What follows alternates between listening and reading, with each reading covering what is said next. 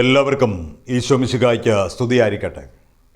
കർത്താവിൽ പ്രിയ സഹോദരങ്ങളെ, ഇന്ന് ഒരുപാട് മക്കൾ പറയുന്ന ഒരു കാര്യമാണ്, നിങ്ങൾ ദൈവത്തോടൊന്നും ചോദിക്കേണ്ട, ദൈവത്തിന് നിനക്ക് ആവശ്യമുള്ളതെല്ലാം തരാൻ കഴിയും.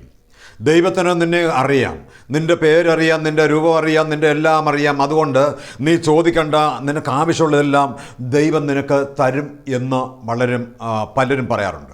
പക്ഷേ എന്നാൽ യേശു പറയുന്നതല്ല.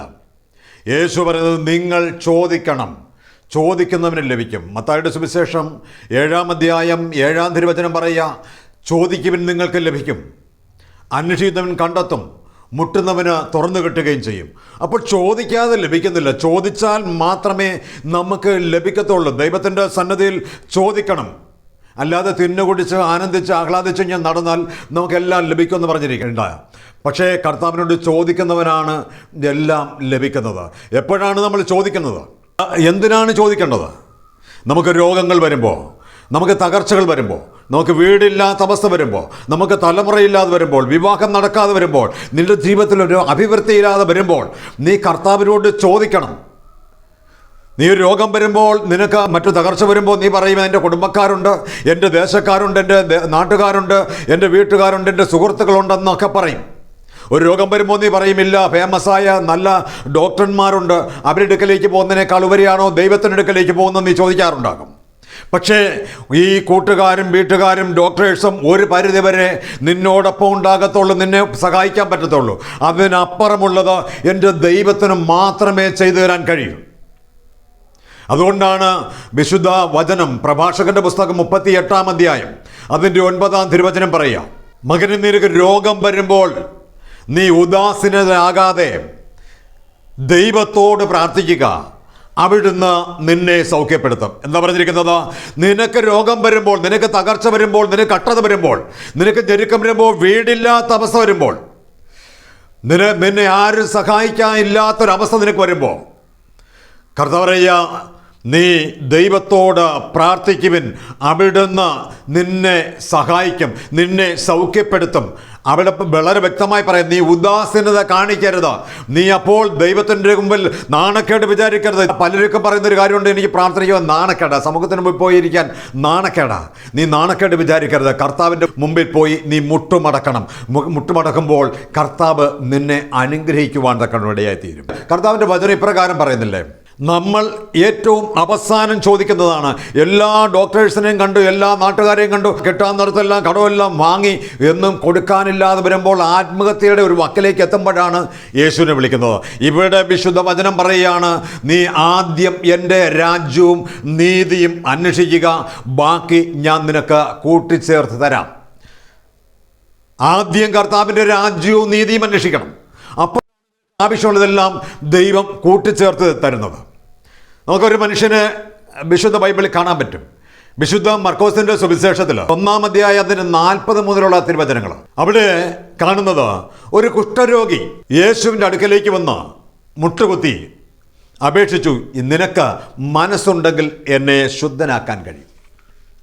ഒരു കുഷ്ഠരോഗി എന്ന് പറഞ്ഞാൽ, ആ കുഷ്ഠരോഗിക്ക് അന്നേ കാലങ്ങളിൽ അവർക്ക് പുറത്തിറങ്ങി നടക്കാൻ പറ്റത്തില്ല, അവൻ അശുദ്ധനാണ്, അവന് സമൂഹത്തിന് മുമ്പിൽ വരാൻ പറ്റത്തില്ല, അവനെപ്പോഴും വീട്ടിലിരിക്കണം, അവനെല്ലാം സമൂഹത്തിൽ തള്ളപ്പെട്ട മനുഷ്യനാണ്. കുഷ്ഠരോഗം എന്ന് പറയുന്നത് ശാപത്തിൻ്റെ ലക്ഷണമാണ്, അവൻ ശാപമുള്ളവർക്കുണ്ടാകുന്ന രോഗമാണ്. അവൻ സമൂഹത്തിൽ നിന്ന് ഒഴിഞ്ഞ് മാറി നടക്കേണ്ട ഒരു വ്യക്തിയാണ് ഇതാ യേശുവിൻ്റെ അടുക്കലേക്ക് വന്ന് അവനോട് മുട്ടുകുത്തിയിട്ട് അപേക്ഷിക്കുന്നത്. ഹല്ലേലൂയ. അവൻ്റെ വരവിനെ നമ്മളൊന്ന് ചിന്തിച്ച് നോക്കുക. ഞാൻ ആ മനുഷ്യനെക്കുറിച്ച് ചിന്തിച്ചപ്പോൾ, ആ കുഷ്ഠരോഗിയെക്കുറിച്ച് ചിന്തിച്ചപ്പോൾ, അവൻ അശുദ്ധനായ മനുഷ്യൻ, അവന് സമൂഹത്തിൽ ഇറങ്ങി നടക്കാൻ പറ്റാത്തവൻ, ആർക്കും അവനെ സൗഖ്യപ്പെടുത്താൻ പറ്റത്തില്ല. അന്ന് വൈദ്യശാസ്ത്രം അവനെ സൗഖ്യപ്പെടുത്താൻ പറ്റത്തില്ല.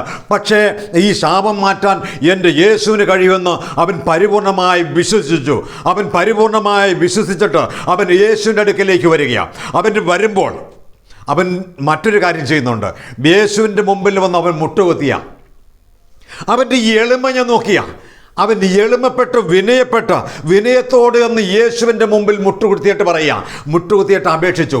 ഹല്ലേലൂയ, എനിക്ക് എന്നെ സൗഖ്യപ്പെടുത്താൻ ഈ വൈദ്യശാസ്ത്രത്തിന് പറ്റത്തില്ല, എൻ്റെ കുടുംബത്തിൽ ആർക്കും പറ്റത്തില്ല, ഈ ലോകത്തിൽ ആർക്കും എന്നെ സൗഖ്യപ്പെടുത്താൻ പറ്റത്തില്ല. പക്ഷെ എനിക്കറിയാം നിനക്ക് എന്നെ സൗഖ്യപ്പെടുത്താൻ കഴിയും, എന്നെ ശുദ്ധനാക്കാൻ കഴിയുമെന്ന് എനിക്ക് പരിപൂർണമായ വിശ്വാസമുണ്ട്. അതുകൊണ്ട് നിനക്ക് മനസ്സുണ്ടെങ്കിൽ എന്നെ ശുദ്ധനാക്കാൻ കഴിയുമെന്ന് പറഞ്ഞു. അവൻ്റെ വിനയവും അവൻ്റെ എളിമയും അവൻ്റെ വിശ്വാസവും അവൻ്റെ പ്രത്യാശയെ കണ്ടിട്ട് മറ്റൊരു കുഷ്ഠരോഗിയും ചെയ്യാത്ത വിധത്തിൽ ഓടി വരുന്നത് കണ്ടിട്ട് യേശു അവിടെ പറയുന്നൊരു കാര്യമുണ്ട്. അവനെ കണ്ടപ്പോൾ യേശുവിന് അവനോട് കരുണ തോന്നി, ദയ തോന്നി, അലിവ് തോന്നി.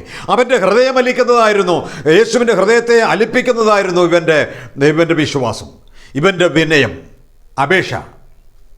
ഇത് കണ്ടിട്ട് യേശുവിന് അവനോട് കരുണ തോന്നിയിട്ട് നിന്നെ ഞാൻ സൗഖ്യപ്പെടുത്താമെന്ന് പറയുകയല്ല ചെയ്തത്.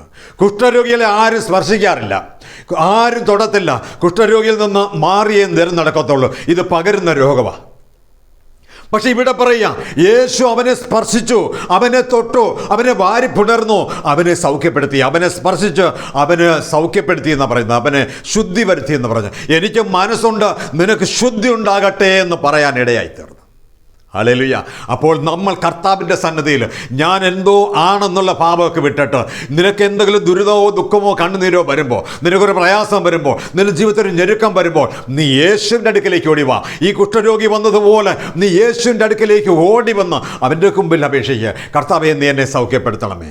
അവൻ്റെ മുമ്പിൽ നിലവിളിച്ച ഒരു മക്കളെയും എൻ്റെ ദൈവം വെറും കൈയോട് പറഞ്ഞു വിട്ടിട്ടില്ല. സഹോദരങ്ങളെ, യേശുവിൻ്റെ അടുക്കലേക്ക് വന്ന് അനേകം മക്കൾ വന്ന് നിലവിളിച്ചപേക്ഷിച്ചു, അവരെയൊക്കെ യേശു സൗഖ്യപ്പെടുത്തി പറഞ്ഞു അയച്ചു. ഹല്ലേലൂയ. ഇപ്പോൾ നമുക്കൊരു സാക്ഷ്യം കേൾക്കാൻ പറ്റും. ഒരു സഹോദരി, അവൾക്കൊരു കുഞ്ഞ് ജനിച്ചു. കുഞ്ഞ് ജനിച്ചപ്പോൾ ആ കുഞ്ഞിന് യൂറിൻ ട്യൂബില്ല, മൂത്രം പോകുന്നില്ല. 2 ദിവസമായിട്ട് കുഞ്ഞിന് മൂത്രം ഒഴിക്കാൻ പറ്റാതെ കുഞ്ഞ് നിലവിളിക്കുമ്പോൾ ഇവർക്ക് ഈ സാധു കുടുംബം അല്ലെ, സമ്പത്തൊന്നുള്ള കുടുംബമല്ല, അവർക്ക് മറ്റൊരു രക്ഷയില്ല. നാളെ എമർജൻസി സർജറി പറയുക. ഈ സർജറി പറയുമ്പോൾ അവരൊരുപാട് പേരെ വിളിച്ചു, സമ്പത്തിന് വേണ്ടിയിട്ട് വിളിച്ചു. ആരും സഹായിക്കാനുണ്ടായില്ല. പക്ഷേ അവർ അന്നേരം ഓർത്തു, പ്രാർത്ഥനാ ഗ്രൂപ്പിലേക്കൊന്ന് വിളിക്കാം. അങ്ങനെ അവർ കർത്താവിനടുക്കലേക്ക് പ്രാർത്ഥനാ ഗ്രൂപ്പിലേക്കൊന്ന് വിളിച്ചു. ഞങ്ങളെ വിളിച്ചു പറഞ്ഞു, എൻ്റെ കുഞ്ഞ് ജനിച്ചിട്ട് 2 ദിവസമായി, യൂറിൻ പാസ് ചെയ്യാൻ പറ്റുന്നില്ല, കുഞ്ഞ് നിലവിളിക്കുക, ഡോക്ടർ നാളെ സർജറി പറഞ്ഞിരിക്കുക, ഞങ്ങളുടെ സമ്പത്തില്ല. എന്നെ വിളിച്ചു പറഞ്ഞു, ഞാൻ ഗ്രൂപ്പിലെല്ലാവരും വിളിച്ചു പറഞ്ഞു, ഒരു കുഞ്ഞിന് ഇങ്ങനൊരു അവസ്ഥയുണ്ട്, നിങ്ങളെല്ലാവരും പ്രാർത്ഥിക്കണമെന്ന് പറഞ്ഞു. എല്ലാവരും രാത്രിയിൽ ഇരുന്ന് കണ്ണീരോടെ പ്രാർത്ഥിച്ചു. രാത്രി 1 മണിയായപ്പോൾ ആ കുഞ്ഞ് യൂറിൻ പാസ് ചെയ്യാൻ തക്കടയായി തീർന്നു. ഹല്ലേലൂയ. എന്നെ കേൾക്കുന്ന സഹോദരങ്ങളെ, നിങ്ങൾ ജീവിതത്തിൽ എല്ലാം നഷ്ടപ്പെട്ട് എല്ലാവരും നിങ്ങളെ ഉപേക്ഷിക്കാത്തൊരു നാമമുണ്ട്. അവൻ്റെ പേര് യേശു എന്ന. അവൻ്റെ അടുക്കലേക്ക് വന്ന് നിലവിളിച്ചാൽ എത്ര വലിയ മാരകമായ രോഗമായാലും, എത്ര വലിയ പ്രതിസന്ധിയായാലും അതിനെല്ലാം നീക്കിത്തരുവാൻ എൻ്റെ ദൈവത്തിന് കഴിയുമെന്ന് ഇവിടെ യേശു വളരെ വ്യക്തമായി കാണിച്ചു തരികയാണ്. ഹല്ലേലൂയ. അന്ന് 2000 വർഷങ്ങൾ മുമ്പ് യേശു പ്രവർത്തിക്കുന്ന അത്ഭുതം ഇന്നും ഇവിടെ പ്രവർത്തിച്ചുകൊണ്ടിരിക്കുക. യേശു മരിച്ചവനെ ഉയർപ്പിച്ചുകൊണ്ടിരിക്കുന്നുണ്ട്. അത്ഭുതങ്ങളും അടയാളങ്ങളും ഇന്നും നടക്കുന്നുണ്ട്. യേശുവിൽ വിശ്വസിക്കുക. എന്നെ കേൾക്കുന്ന സഹോദരങ്ങളെ, നിങ്ങൾ ഏതെങ്കിലും പ്രതികൂലത്തിലാണ് ഇരിക്കുന്നതെങ്കിൽ ഇന്ന് നിങ്ങൾ കർത്താവിൻ്റെ അടുക്കലേക്ക് വരാൻ മനസ്സ് വയ്ക്കുക. ഇന്ന് ഈ രാത്രിയിൽ കർത്താവിന് നിന്റെ മേലും അത്ഭുതം ചെയ്യുവാൻ കഴിയും. നിങ്ങൾ വിശ്വസിക്കുക, പ്രാർത്ഥിക്കുക. കർത്താവിൻ്റെ അടുക്കലേക്ക് ഈ കുഷ്ഠരോഗി ഓടി വന്നതുപോലെ, അവൻ വിശ്വാസത്തോട് ഓടി വന്നിട്ട് പറഞ്ഞതുപോലെ, കർത്താവെ നിനക്ക് മനസ്സുണ്ടെങ്കിൽ എന്നെ ശുദ്ധനാക്കാൻ കഴിയുമെന്ന് പറഞ്ഞതുപോലെ നിങ്ങളൊന്ന് പറയുക. കർത്താവ് നിങ്ങളെയും സൗഖ്യപ്പെടുത്തുവാനും നിങ്ങൾക്കും വിടുതൽ തരുവാനും നിങ്ങൾക്ക് ഉയർച്ച തരുവാനും നിങ്ങൾക്ക് സമൃദ്ധി തരുവാനും എൻ്റെ ദൈവം കഴിവുള്ള ദൈവമാണ്. ആ ദൈവം നിങ്ങളെ അനുഗ്രഹിക്കും. എൻ്റെ പേര് രാഗിന നീതരി. എൻ്റെ കുഞ്ഞ് പ്രീമച്വർ ബേബിയാണ്, മാസത്തറിയാതെ പ്രസവിച്ചതാണ്. പക്ഷെ അവൻ മൂത്രം ഒഴിക്കുന്നുണ്ടായിരുന്നില്ല. അതിൻ്റെ ഒരു പ്രശ്നം കാരണം അവർ MBCയിൽ ഇങ്ങനെ മൂത്രം ഒഴിക്കാതെ ഞങ്ങളുടെ കയ്യിൽ തരുന്നില്ലെന്ന് പറഞ്ഞു. അങ്ങനെ വിഷമിച്ചിരിക്കുന്നുണ്ടെങ്കിൽ എനിക്ക് വീഴ്ചയൊക്കെ ഉണ്ടായി, തലവഴിക്ക് വീഴാനുള്ള അവസ്ഥയൊക്കെ ഉണ്ടായി. എൻ്റെ കാര്യം വെച്ച് കാര്യം പറഞ്ഞു പ്രാർത്ഥിച്ചതിന്റെ പ്രകാരം